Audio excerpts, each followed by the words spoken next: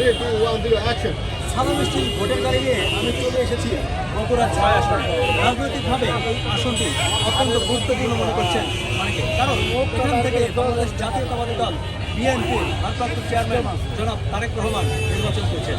এছাড়াও এখান থেকে নির্বাচন করছেন বাংলাদেশ জামাত ইসলামের আবিদুর রহমান সোহেল, এনসিপির আবদুল্লাহ আল ওয়াকি এবং ইসলামী আন্দোলনের আনামা মামুনুর রশিদ।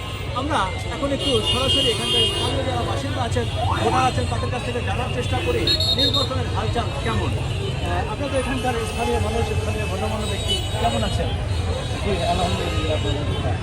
আপনাদের নির্বাচনী আয়োজন এই শহরে কেমন চলছে? দেখেন, এটা হলো শহীদ জিয়ার দেশ, খালেদা জিয়ার দেশ, তারেক রহমানের দেশ। এখানকার মানুষ তাদেরকে ঘিরে আবর্তিত। নির্বাচন তাদের জন্যই করছে। তারেক রহমান ভোট করবে, এদেশের মানুষ এখন আনন্দে উৎফুল্ল।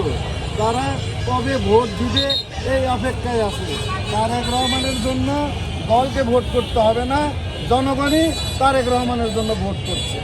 জি, আপনাকে অসংখ্য ধন্যবাদ। আমি যদি আপনার কাছে একটু আসি, কেমন প্রত্যাশা করছেন এবার নির্বাচনে? এই নির্বাচন সুস্থ হবে এবং দীর্ঘ 25 বছর পর তারিখ, 17 বছর পর তারিখ যে দেশে আসছে, আমরা আনন্দিত, খুশি যে বগুড়া থেকে সর্বোচ্চ ভোটে তাকে নির্বাচিত করবে, এটা আমরা আশা রাখি। জি, আপনাকে অসংখ্য ধন্যবাদ। আমি যদি একটা আপনার কাছে আসি, জানতে চাই যে কী প্রত্যাশা করেন নতুন প্রতিনিধি যারা আসবে তাদের কাছ থেকে? আমরা বগুড়ার মানুষ, আমরা সবসময় বিশেষজ্ঞ বেগম খালেদা জিয়া দেশে একটা সাম্রাজ্যে চাই। সর্বোচ্চ রেকর্ড সংখ্যক ভোট দিয়ে বাংলাদেশ থেকে সে নির্বাচিত হবে এবং সে প্রধানমন্ত্রী হবে।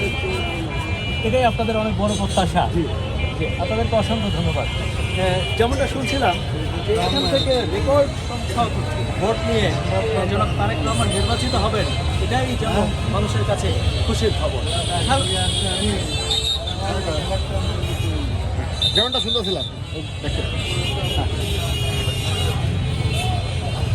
চলে 3, 2, 1, 0, 0,